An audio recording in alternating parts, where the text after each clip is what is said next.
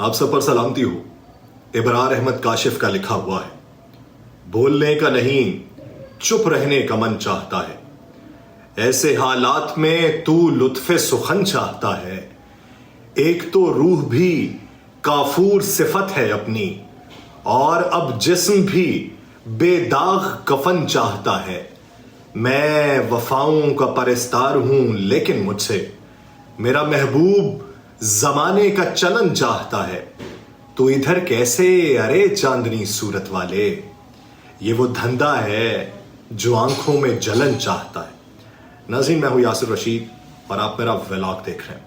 ناظرین، پاکستان کی موجودہ صورتحال، اس موجودہ صورتحال میں کیا کوئی بہتری کا امکان ہے؟ کیا کوئی خبریں ایسی ہیں کہ جن خبروں کو سن کے یہ لگے کہ حالات تبدیل ہونے والے ہیں؟ رات تاریکی میں گزر رہی تھی، ہوائیں حبس زدہ تھیں، گلی میں جاگتے رہنا کی صدائیں گونج رہی تھیں اور شب و روز یوں ہی بسر ہو رہے تھے. پھر تاریکی میں کچھ دیا جلنے کی امید پیدا ہوئی ہے. پھر یوں ہی حبس کے موسم میں تبدیلی کی بازگشت سنائی دی ہے. پھر کہیں حالات اور جذبات بدل جانے کی نوید سنائی جانے لگی. یہ مختلف ادوار کے اندر نویدیں سامنے آئی ہیں اور آج بھی نوید ہے. وہ نوید آپ مختلف خبروں سے لے سکتے ہیں. چیف جسٹس پاکستان جسٹس قاضی فائز عیسیٰ نے کہا ہے کہ اپنے ذہن سے یہ بات نکال دیں کہ اب مقدمات میں التوا ملے گا.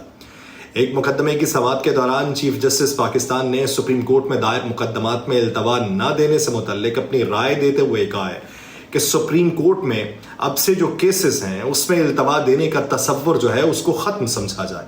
اب کیسز کے اندر التوا نہیں دیا جائے گا. گزشتہ دنوں انہوں نے یہ کہا تھا کہ 56,000 کیسز یہاں پہ پڑے ہوئے ہیں. جسٹس قاضی فائز عیسیٰ نے کہا کہ سپریم کورٹ میں بہت زیادہ کیسز زیر التوا ہیں. ذہن سے یہ تصور بالکل نکال دیں کہ مقدمات کے لیے آپ آئیں گے، آپ تاریخ مانگیں گے اور آپ کو تاریخ دے دی جائے گی.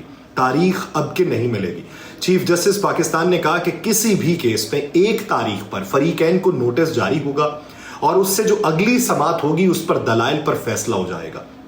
جسٹس قاضی فائز عیسیٰ صاحب نے کہا کہ اس کیس کے توسط سے یہ پیغام سب کے لیے ہے کہ اب مقدمات میں التوا نہیں ملے گا.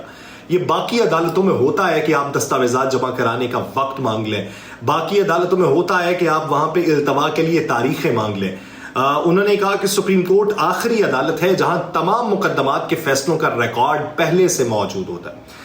یہ یاد رہنا چاہیے کہ جسٹس قاضی فائز عیسیٰ صاحب نے 17 ستمبر 2023 کو بطور چیف جسٹس پاکستان عہدے کا جب حلف اٹھایا تھا تو ان کا پہلا جو مقدمہ تھا اس کی سماعت میں ہی بطور چیف جسٹس پاکستان انہوں نے کہا تھا کہ کوشش ہوگی کہ جو زیر التوا مقدمات ہیں ان کو جلد از جلد نمٹایا جائے، اور اسی ضمن میں ان کا بیان سامنے آیا. اب اسی ضمن میں پاکستان میں سیاسی منظرنامہ بھی تبدیل ہوتا دکھائی دے رہا ہے. میاں محمد نواز شریف صاحب کا اگر تذکرہ کریں تو انہوں نے جو ہی 2017 میں ان کی حکومت کو الٹنے کی سازش کے کرداروں، جن میں سر فہرست بقول ان کے جنرل باجوہ صاحب، جنرل فیض صاحب، چیف جسٹس ثاقب نثار صاحب اور دیگر جج صاحبان تھے، ان کو انجام تک پہنچانے کے عزم کا اظہار جب سے ان کی طرف سے کیا گیا ہے، تو اس کے ساتھ ہی سابق چیف جسٹس بندیال صاحب کی شہباز حکومت کے نیب قوانین میں لائی تبدیلیوں کو کالعدم قرار دیے جانے کے بعد نیب کی جو توپیں ہیں وہ بھی سیاستدانوں کے خلاف کھل چکی ہیں. اب تک تقریباً 450 کے قریب دوبارہ کیسز ہیں جن کی فائلیں نیب میں پہنچی ہیں. ایسے میں برادر خرد آنکھ کے تارے کو ہنگامی طور پہ سر کے بل لندن لوٹنا پڑا. اب آنکھ کے شہتیر ہوئے نواز شریف صاحب کے پاس دو ہی راستے تھے کہ یا تو اپنی زبان بندی کر لیں اور سیاسی پناہ گزینی پہ اکتفا کریں، یا پھر اپنے بیانیے کے لیے کوئی محفوظ راستہ نکال لیں. اب انہوں نے جو راستہ چنا ہے وہ ان کے لیے مشکل ہے. زبان بندی سے تو مدفن ہوئے بیانیے کو زندہ کرنے کی معصومانہ جو کوشش ہے اس پہ پانی پھر جاتا ان کا، لیکن جو سیاسی پناہ گیری کی کوئی راہ ماضی کی طرح نکالی جا سکتی تھی، اسی وجہ سے انہوں نے اس طرف اپنا بیانیہ لائے، لیکن یہ ان کے گلے پڑے گا. یا نواز شریف صاحب اپنی ہٹ دھرمی پہ قائم رہے، مستقبل کی بارآوری کے لیے ماضی کی سازشوں کو انجام تک پہنچانے پہ اس وقت وہ بضد ہیں، کیونکہ شہباز صاحب کی حکومت کی ناکارہ کارکردگی اور سول اختیار پہ شرمناک سمجھوتوں کے باعث ووٹ کی ذلت کا جو اہتمام کیا گیا. یا آپ موجودہ صورتحال میں یہ کہہ لیں کہ جتنا بھی بیانیہ میاں صاحب نے بنایا تھا وہ تو خاک ہو گیا. بظاہر جو پیغام لے کے شہباز شریف صاحب بھاگم بھاگ لندن گئے، اسے کیا واقعی بڑے میاں صاحب نے محسوس کیا ہے؟ تو پھر ان کی توجہ اس طرف ہوئی ہے، یا پھر پاکستان میں بدلتا جو منظرنامہ ہے کہ بلوچستان میں وہ لوگ جو پاکستان پیپلز پارٹی میں شمولیت اختیار کرنا چاہتے تھے وہ اب بیٹھے ہوئے ہیں کہ پیپلز پارٹی میں شمولیت اختیار نہیں کریں گے. جو پاکستان مسلم لیگ نون کے ساتھ جانا چاہتے تھے وہ بھی کسی طور پر رک چکے ہیں. کچھ بھی کہنا مشکل ہے، تیر پھر سے کمان سے نکل چکا ہے، احتساب کے شکنجے کسنے کی تیاریاں تیز ہو رہی ہیں، اور اندر کی خبر بہت بار بہت سے صحافی سامنے لے کے آ رہے ہیں، کچھ یہ کہتے ہیں کہ کسی کی ڈیل ہو گئی، کچھ کسی چیز کا حوالہ دیتے ہیں، لیکن پاکستان کی موجودہ جو صورتحال ہے اس میں حوصلہ افزا بات یہ ہے کہ یہاں پر اگر برابری ہے تو پھر سب کے لیے برابری دکھائی دے رہی ہے۔ میاں محمد نواز شریف صاحب 21 اکتوبر کو لاہور آمد کا اعلان کر چکے ہیں اور ابھی تک وہ اعلان برقرار ہے۔ مطالبہ تو میاں صاحب کا بہت زیادہ ہے، جمہوری بھی، اخلاقی بھی، آئینی بھی ان کے نزدیک، لیکن ان بیانوں کا کیا کیجئے جو رانا ثناء اللہ صاحب اور زبیر صاحب دے چکے ہیں کہ عمران خان کی حکومت سے جان چھڑانے کے لیے ہم نے جنرل باجوہ صاحب کو ایکسٹینشن دی ہے، جس کے ویسے ہی گناہ کے لیے قائد نون لیگ ان کا کورٹ مارشل چاہتے ہیں۔ تو وہ کورٹ مارشل جو ان کا چاہتے ہیں تو ان سے اپنے بھی سوال پوچھنے ہوں گے کہ برسر اقتدار آنے کے لیے کس کے کندھے پہ آپ نے پاؤں رکھا تھا۔ کسی جیالے نے اگر یاد کروا دیا کہ جنرل کیانی اور ان کے دوست کے بارے میں آپ جو کرنا چاہتے تھے، آپ ان کی وکالت میں جو سپریم کورٹ پہنچ گئے تھے اور کالا کوٹ پہن کے پہنچے تھے، اس وقت آپ کے پسندیدہ چیف جسٹس افتخار حسین چودھری صاحب ہوا کرتے تھے، لیکن وہ سارا منظرنامہ جو تھا اگر اس کا مواخذہ ہونے بیٹھ گیا تو پھر کیا کریں؟ دودھ کی کوڑیاں بھی ملانی پڑتی ہیں اور حالات حاضرہ کا بھی تدارک کرنا پڑتا ہے۔ بہتر ہوگا کہ اس سیاسی مکالمے کا آغاز کیا جائے اور ایک وسیع تر قومی اتفاق رائے پیدا کرنے کے لیے ماحول بنایا جائے۔ یہ اداروں کے ساتھ ٹکراؤ کی جو پالیسی ہے، نہ تو یہ آپ کے مفاد میں ہے نہ ہی اداروں کے مفاد میں ہے، تو ملک پاکستان کی بہتری کے لیے آپ کو قدم اٹھانا ہوگا، آپ کو بہتری کے راستے تلاش کرنا ہوں گے اور آپ کو rules of the game set کرنی ہے، اداروں نے نہیں سیٹ کرنی۔ آپ زباں بندی اپنی کر لیتے ہیں اور پھر بعد میں زباں ایسی کھولتے ہیں کہ لوگ ورطۂ حیرت میں مبتلا ہو جاتے ہیں۔ آبادی کا تقریباً 40% ہے جو بے روزگاری کے شکار ہیں، کروڑوں نوجوان بے روزگاری اور تاریک مستقبل سے دوچار ہیں۔ عمرہ کھاؤ پیو، غریب کام کرو، اور مرد کا مروں کے تضاد منہ پھاڑے کھڑا ہے۔ یہاں پہ انقلاب فرانس طرز کے یہاں پہ باتیں سنائی جاتی ہیں، کبھی کسی انقلاب کی باتیں سنائی جاتی ہیں، لیکن ہمارا سٹرکچر کمزور ہے، ہم نے اپنا سیاسی سٹرکچر کمزور رکھا۔ ادارہ جاتی جو اصلاحات ہم نے کرنی تھی، اصلاحات کے صرف نعرے لگائے لیکن اس طرف توجہ نہیں دی۔ کون اصلاحات کرے گا؟ کون انقلابی بن کے آئے گا؟ صرف باتوں سے یہاں پہ انقلابی بنا جاتا ہے، انقلابی یہاں پر اصل میں ہے کوئی نہیں۔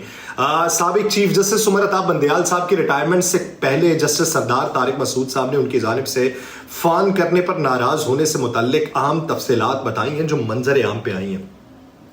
آپ یہ دیکھیے کہ ہمارے کہاں کہاں پہ اختلافات ہیں اور کیا منظرنامہ وضع ہوتا ہے۔ انکشافات جو منظر عام پہ آئے اس پہ جسٹس سردار طارق مسعود صاحب کے خلاف شکایت آئی تو سابق چیف جسٹس نے فون کر کے ان کی رائے مانگی تھی۔ اب یہ کوٹڈ ہے مختلف اخبارات میں، مختلف ویب سائٹس کے اوپر۔ کہا جا رہا ہے کہ جسٹس سردار طارق مسعود صاحب نے کیس جو ہے وہ سپریم جوڈیشل کاؤنسل بھیجنے کی بجائے انہیں فون کرنے اور رائے مانگنے پر ناراضی کا اظہار کیا تھا۔ جسٹس طارق مسعود صاحب اس بات پہ ناراض ہوئے تھے کہ ان کے خلاف آنے والی جو شکایت تھی اس کا حوالہ دے کر کہا گیا تھا کہ وہ اگر کہیں تو اس شکایت کو ختم کر دیں اور اس کے عوض ان کے جو بقیہ ساتھی ہیں جو ان کے ساتھ ہیں، ان کے نظریات کے حوالے سے ہیں، ان کی جو شکایات ہیں اس کو بھی ختم کر دیا جائے گا۔ جسٹس سردار طارق مسعود صاحب نے 5 ستمبر کے فون پہ اگلے دن خط لکھ کے اپنی ناراضی کا بھی اظہار کیا تھا کہ آپ کو مجھے فون نہیں کرنا چاہیے تھا۔ اس خط جو لکھا گیا تھا، اس خط کے متن کے مطابق chief justice mister justice Umar Ata Bandial, کل رات آپ نے مجھے فون کیا، آپ نے فون کر کے مجھے بتایا کہ میرے خلاف شکایت داخل ہوئی ہے۔ اس میں وہ حوالہ دیتے ہیں کہ مسز آمنہ ملک کی شکایت پر آپ نے مجھ سے پوچھا کہ اب اس درخواست کا کیا کرنا ہے۔ یہ اس خط کا متن ہے جو ان کی جانب سے لکھا گیا۔ جسٹس سردار طارق مسعود صاحب کا کہنا تھا کہ جناب چیف جسٹس، آپ کا میرے خلاف شکایت پر مجھ سے ہی بات کرنا مناسب نہیں تھا، آپ کو مجھ سے بات نہیں کرنی چاہیے تھی۔ آپ نے اس شکایت پر مجھ سے بات کر کے مجھے شرمناک صورتحال سے دوچار کر دیا۔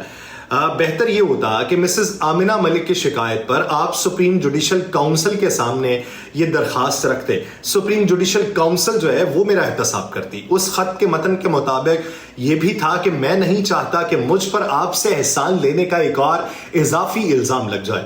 مجھے سپریم جوڈیشل کاؤنسل پر پورا اعتماد ہے کہ وہ اس معاملے پر آئین اور قانون کے مطابق فیصلہ کرے گی۔ اب اس ضمن میں اگر دیکھا جائے تو سردار طارق مسعود صاحب کی جانب سے ایک بہت اچھا اقدام اٹھایا گیا کہ انہوں نے چیف جسٹس کو خط لکھا۔ اب چیف جسٹس کی وہاں پہ ایک نیتی تھی عمر عطا بندیال صاحب کی جو اس وقت کے تھے، یا پھر نہیں تھی، کوئی اور معاملہ تھا، یہ وہ اور ان کا دل اور ان کی روح جانتے ہیں۔ لیکن بہت سے جسٹس صاحبان کے خلاف ریفرنسز آئے، ان ریفرنسز کے اوپر کچھ بات نہ ہو سکی، اور ابھی ان ریفرنسز کے اوپر تمام تر باتیں منظر عام کے اوپر آ رہی ہیں. تو یہ ساری باتیں جو ہیں یہ پاکستان کو ایک سیاسی استحکام کی طرف لے جانے کی پیش خیمہ بھی ثابت ہو سکتی ہیں. 2 نئی سیاسی جماعتیں رجسٹرڈ ہو چکی ہیں. خادمین سندھ جماعت رجسٹرڈ ہوئی ہے، اور نوٹیفیکیشن اس کا جو ہوا ہے وہ عبد الفتاح سمیجو خادمین سندھ کے مرکزی صدر ہیں، ان کے نام کے اوپر ہوا. پاکستان کسان لیبر پارٹی بھی رجسٹرڈ ہو چکی ہے. آپ یہ دیکھیے کہ پاکستان کے اندر اتنے پارٹی سسٹم کو یہاں پہ انٹروڈیوس کروایا گیا ہے کہ ہم اگر جائیں گے تو کس طرف جائیں گے. پھر انتخابات کے نعرے، یہ دوگلے لوگ ہیں جتنے بھی سیاستدان ہیں. جمعیت علماء اسلام کہتی ہے، مولانا عبد الغفور حیدری صاحب کہتے ہیں کہ الیکشن کمیشن کے ضابطوں میں اگر گنجائش ہے تو سردی میں الیکشن نہ کرایا جائے. وہ کیا کریں، اگلے جون میں لے جائیں الیکشن. آپ لوگ ایک طرف سے الیکشن کا ڈھنڈورا پیٹتے رہتے ہیں. الیکشن کمیشن آف پاکستان اگر اس پہ کوئی بیان جاری کر دے تو آپ میں سے 4-8 اٹھ کے کہتے ہیں کہ الیکشن ابھی نہ کروائے جائے. ایک دن آپ کو لگتا ہے کہ سیاسی منظرنامہ ہمارے حق میں ہے، دوسرے دن آپ کو لگتا ہے یہ تلوار ہمارے سر پہ چلے جائے گی. آپ لوگ سوچتے کیا؟ عوام کو بدھو سمجھ رکھا ہے، عوام کو سمجھ رکھا ہے کہ ان کی آنکھوں کے اوپر پٹی ہے، یہ اندھے بہرے گونگے ہیں، ان کو جو بتائیں گے، جو دکھائیں گے، جو سنائیں گے منو ان تسلیم کر لیں. یہ اس طرح کی سیاست سے پاکستان متحمل نہیں ہو سکتا، مستحکم نہیں ہو سکتا. اور اب وہ وقت ہے کہ بہتری کی طرف جانے کے فیصلے کرنے ہیں. سیاستدانوں کو اپنے گریبانوں میں جھانکنا ہے اور از سر نو اپنی سیاست کی بنیاد رکھنی ہے. ماضی کی سیاست سے کنارہ کشی کرنا ہے بہتری کا فیصلہ ہو سکتا ہے. مجھے دیجیے اجازت. اللہ نے کے بعد.